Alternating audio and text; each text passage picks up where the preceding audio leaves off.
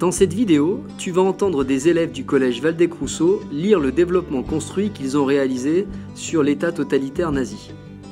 L'objectif de la vidéo est de comprendre comment ils ont structuré leur rédaction pour bien réussir lors du brevet des collèges. La mise en place d'un régime totalitaire en Allemagne dans les années 1930. Hitler est né en 1889 et s'est suicidé en 1945. Il a créé le parti nazi en 1920. Ce dernier tente un coup d'État en 1923 qui échoue. Il passe 9 mois en prison où il écrit son livre « Mein Kampf, mon combat », qui sont les bases du nazisme. Dans ce développement construit, nous allons nous demander comment l'Allemagne est-elle passée d'une démocratie à un État totalitaire.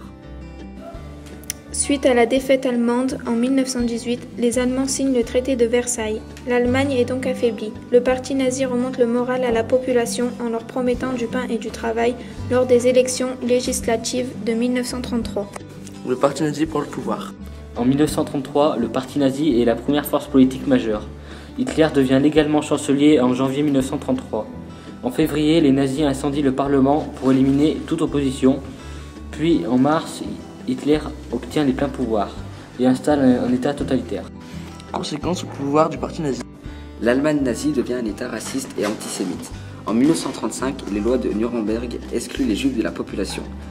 Voir article 1. Un État totalitaire, c'est un seul homme, un seul parti qui ont le pouvoir et une société sous contrôle. L'Allemagne est passée d'une démocratie à une dictature à cause d'Hitler et du parti nazi car il a fait des promesses électorales, propagande, et donc il devient chancelier puis il arrive à devenir dictateur et en imposant le nazisme. Cet exemple de développement construit correspond aux exigences de l'exercice au brevet des collèges. La rédaction est organisée en parties. Il y a une introduction, un développement et une conclusion. Des exemples viennent illustrer le propos et la notion centrale est définie. On obtient une réponse en conclusion à la question qui a été posée pendant l'introduction.